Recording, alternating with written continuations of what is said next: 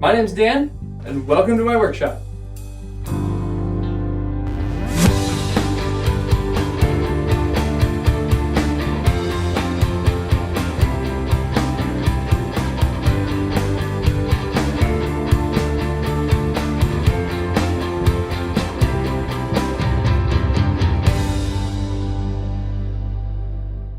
My wife and I bought this house about 3 years ago. When we bought the house, one of the selling points for me was the fact that there was this shed. It has electrical already in it, and I thought, awesome, I'm gonna be able to build myself a workshop. So one of the first things I did when I was able to was build this bench. The top is actually still just strapping that was left over from doing our metal roof, and that's all it is right now. And so that was one of the things for me when we bought this house. I knew I could build a workshop. Over the course of the pandemic, as did everyone, I started to get a little bit antsy. I started to want to find things to do. So one of the first things I did was start to come out here, and I started to just play around and figure things out. And so I started to play around with some old hardwood flooring that was just left around, some in the basement, some just outside around the house. And I started to whittle. So I had already ordered some knives off AliExpress, the online store. And they're really not the best quality, but I ordered some knives and they did okay. They did me good. I used those knives and I used my hatchet.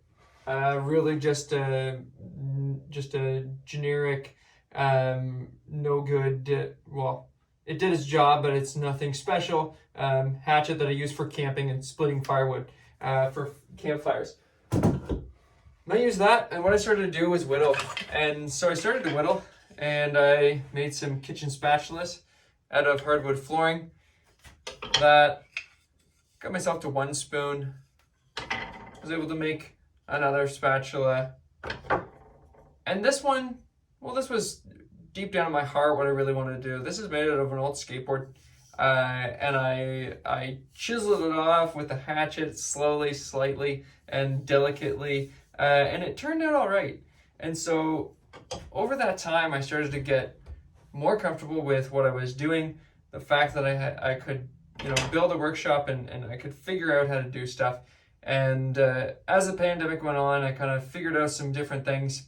And then the winter hit. And so when the winter came, I live in Canada, New Brunswick, Canada, and it is way too cold to be out here. No heating and no insulation. So through the winter, what I decided to do was start to use some rigid foam insulation that was just in the shed. Happened to be here when we bought the house already. And so you can see behind me right here, that's some of the foam, and I put some up here to keep heat from going any further up, and then I draped a tarp down here, and I had a tiny space heater, and I just started to work over the winter. And through the winter, I started to figure things out, and I started to just try new things. And probably one of the best things I did over the winter, or early spring, was order my first set of clamps. When I ordered the first set of clamps, I had it in my mind that I wasn't able to do what I wanted to, that I needed to wait, that I needed to try to do other things that were easier and things that I probably had the skill set for already. And I told myself, man, I'm not ready to do what I want. But I went on a limb and I bought some clamps. They're just off Amazon, and honestly, they've been great so far. And so after figuring this out, gaining a little bit of confidence, after buying the clamps, and one of the big other things I bought was this table saw. Nothing special, nothing extravagant. And then I built a stand for it so it can wheel around. After getting the table saw, the stand, the clamps, I realized there's no reason to wait to try what I want to do. I can just jump in and do it. I can make mistakes. I can figure it out as I go. And so I did it. And what I started doing was a thing that I had planned on and thought of and wanted to all along, and that was making things out of recycled skateboards. So I take a skateboard, I cut it down, I use the wood, and if you've never seen a skateboard before, the veneers, so skateboards are made out of 7 thin plies of Canadian maple for the most part, and some of them are stained in colors. So skateboards come in all tons of different colors. I started to cut down skateboards, clamp them together with my clamps, and make coasters. Now these aren't my first set of coasters, but it's the same idea. I started to make coasters. I started to make some cutting boards.